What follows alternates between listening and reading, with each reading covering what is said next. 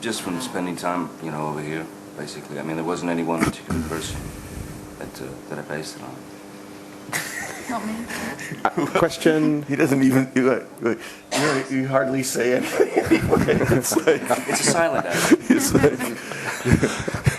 act. My favorite line in the movie is when he just says, "What?"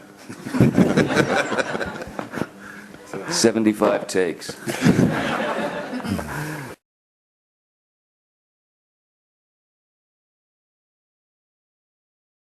Well, I don't worry particularly about it. They don't like to be typecast, but I mean, the thing about not being actually the blood, I mean, there's a nice shot of me shooting down and my head smashes against the ground and a big lump of brain comes out. That's not too bad.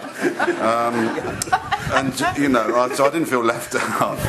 And he did that in one take. I did. And I supplied my own brain. But no, I mean, it's just to work with Tim Burton, Johnny, and the rest of the cast on playing a disgusting, fat, ugly, sexual pervert who thinks he's rather lovely looking. Whether it makes me typecast or not, or whether it comes from the soul, I don't really mind. It was an opportunity I couldn't really miss. Typecast.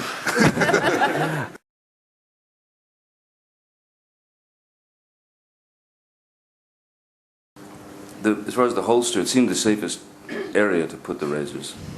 Did I have fun playing with the razors? Yeah. No, that honestly, the killing of everyone was, that was sort of the easy part. The most difficult bit was actually lathering them up and shaving them. That's the part that freaked me out most. He was Ellen sweating. can attest to that. I asked him to give me a Brazilian, he wouldn't. And I did, I did. Still itchy.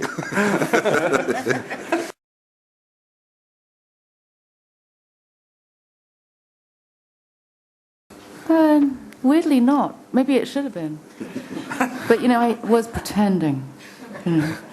But, no, it is odd. I was being paid by my boyfriend to fall in love with his best friend. So it's a strange situation, but it's all right. We handled it. Incestuous business. Yeah.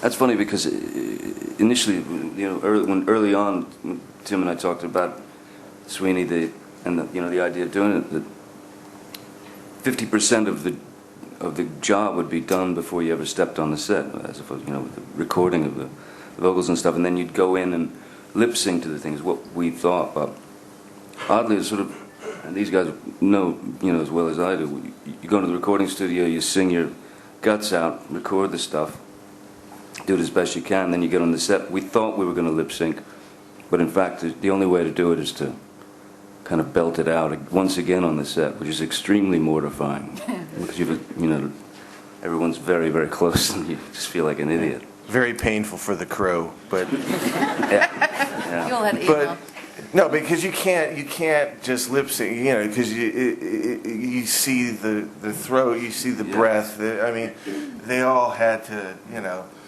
every take kind of belt it out. But it was oddly liberating, just the music, having music on the set, the whole thing. It was interesting. It was like Tim said, it felt like you were doing a silent film in a way.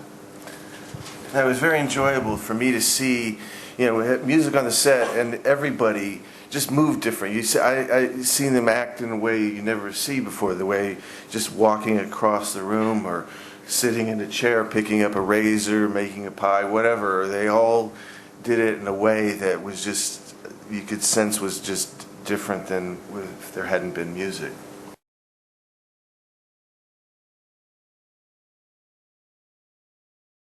Well, I mean, I still do little things, so I just have a little backlog of stories, and when I get enough of them, I'd like to do another book like that, because it's quite fun to do, and so, so there's between projects, kind of working on it. Yeah.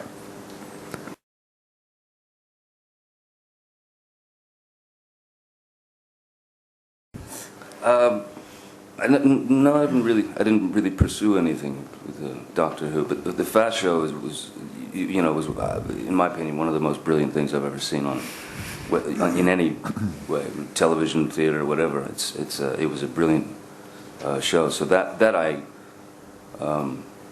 when it was mentioned as a possibility, I actively pursued. I went after White House. I stalked him.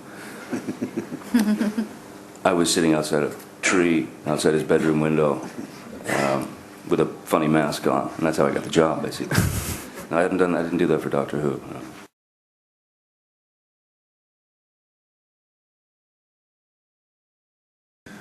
Well, I mean, it was an amazing thing that a studio, you go, we're going to do an R-rated musical with lots of blood, with no professional singers, about a serial killer and cannibalism, and they go, great. It's like that was unheard of. I've never had that happen in my life before. So that gave me hope that there are still people in Hollywood that are willing to try different things. So that was a very positive thing. And the first meeting I went into, I said, there's just blood is a part of the story, because I'd seen productions where they tried to skimp on it, be more politically correct, and the productions really lost something. So, it was one of the first things I said to them, and they accepted it.